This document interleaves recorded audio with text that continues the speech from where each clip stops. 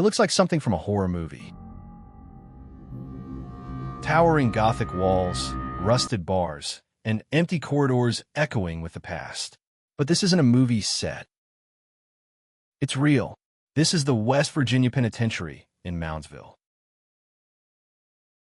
Once a place of steel, stone, and screams, now an abandoned shell haunted by the violence it once contained. Built by prisoners. Home to murderers. Shrouded in legend. What really happened behind these walls?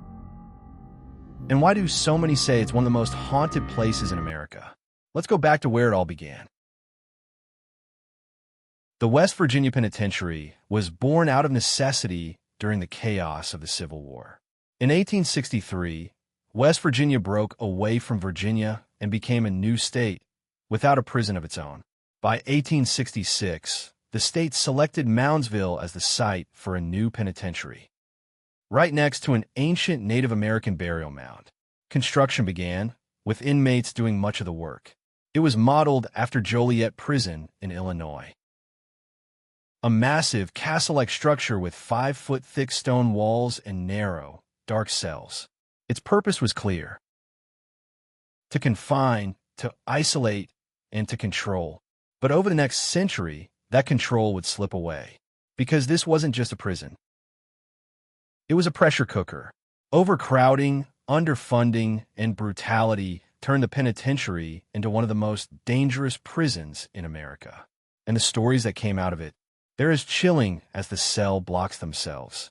By the mid-1900s, the prison was stuffed beyond capacity. Cells built for one man now held 3. Tensions boiled over. Stabbings, beatings, and murders became common.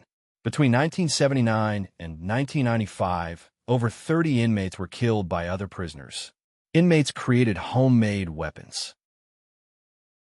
Shivs made from toothbrushes, bed springs, and even spoons. Guards were outnumbered, and violence became routine. Then came the riot. In 1986, inmates erupted in protest over poor conditions. They took hostages, issued a list of 14 demands, and controlled part of the prison for 2 full days. 3 inmates died before the standoff ended. The message was clear. Inside those walls, control had broken down. Executions were also part of life and death at the penitentiary. From 1899 to 1959, the prison carried out 93 executions, most by hanging.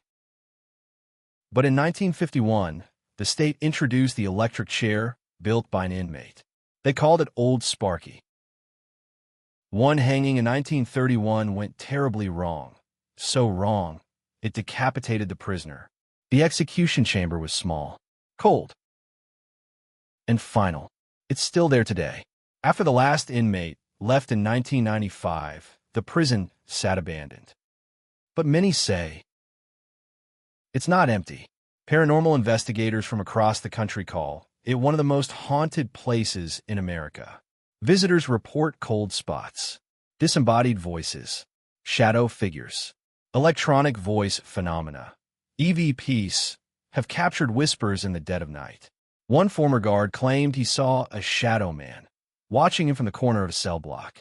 And ghost hunters still report strange activity, especially in the north wing and the execution chamber. Whether you believe in ghosts or not, something lingers in those walls. In 1995, the West Virginia Supreme Court ruled the prison's conditions were cruel and unusual. The penitentiary was officially shut down, but didn't die. Today, it's a museum, a tourist attraction, and a place of legend. It stands as a monument to human suffering, to justice and injustice, to life and death, and to the belief that some things never leave.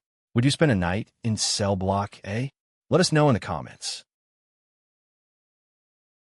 Next time on America Left Behind, we're heading deep into the heart of Louisiana, where time has stood still since 2005. Join us as we explore the haunting remains of Six Flags New Orleans, once a place of joy, now a decaying monument to disaster and abandonment. From twisted coasters to overgrown paths, it's a chilling glimpse into a park lost to the storm and forgotten by time. Be sure to like and subscribe to join us on our journey across America as we follow some of the creepiest abandoned locations.